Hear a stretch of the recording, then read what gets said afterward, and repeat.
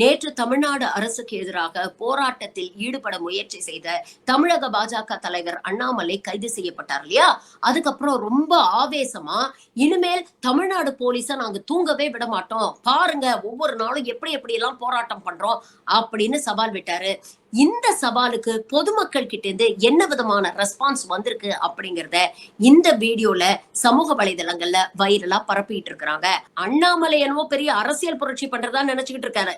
ஆனா பொதுமக்கள் அவரை ஜஸ்ட் ஒரு சங்கி ரவுடியா தான் பாக்குறாங்க அப்படிங்கிறது இந்த காணொளி மூலமா ரொம்ப தெளிவா தெரியுது.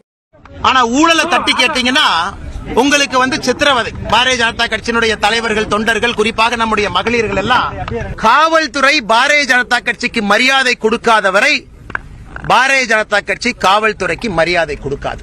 காவல்துறை முடிஞ்சா எங்களை தடுத்து பார்க்கட்டும். இனி தமிழ்நாட்டில் யூனிஃபார்ம் போட்ட ஒரு போலீஸ்காரங்களுக்கு இன்னையிலிருந்து தூக்கம் இருக்கக்கூடாது. நான் பாரதிய ஜனதா கட்சியினுடைய எல்லா தொண்டர்களுக்கும் இந்த நேரத்தில் நான் சொல்ல விரும்புறேன். நமக்கு மரியாதை கொடுக்காத காவல்துறை இன்னையிலிருந்து தூங்கக்கூடாது. விதவிதமான போராட்டம், ஆர்ப்பாட்டம் தமிழகத்தில் நடந்துகிட்டே இருக்கும்.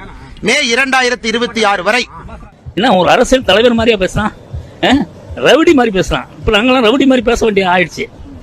நானும் பிராமணன் தான். நான் ரவுடி மாதிரி பேச வேண்டிய காரணம் என்னன்னா, பேசுறத ஒரு முறையோட பேசணும் யாரா இருந்தாலும், புரியுங்களா? ஒரு அரசியல் தலைவர் இப்படி இல்லாம பேசுறது, எதுக்கு எடுத்தாலும் திமுக, எதுக்கு எடுத்தாலும் திமுக, எதுக்கு எடுத்தாலும் திமுக செய்யாத நீ என்னத்த கிழிச்சிட போற? எவனும் கழிக்க முடியாது. திமுக செஞ்சதுதான்.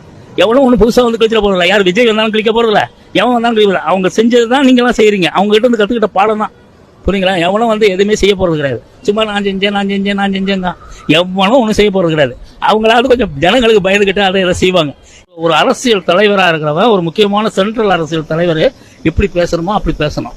அதை விட்டுட்டு அவன் இஷ்டத்துக்கு பேசுறதுன்னா, எதை எடுத்தாலும் ஊழல், எதை எடுத்தாலும் இவன் ஓகேனா கேட்கறேன். ஓகேன்னு சொல்லிட்டு சத்தியம் பண்ண சொல்லுங்க. அதனால அண்ணாமலை பேசுறதெல்லாம் எடுபடாது. மக்கள் ஓட வரட்ட போறாங்க. ஒரு காலத்துல பாருங்க, ஓட தான் போறான். அவன் ரொம்ப பெரிய மேதாவி மாதிரி பேசிட்டு இருக்கான்.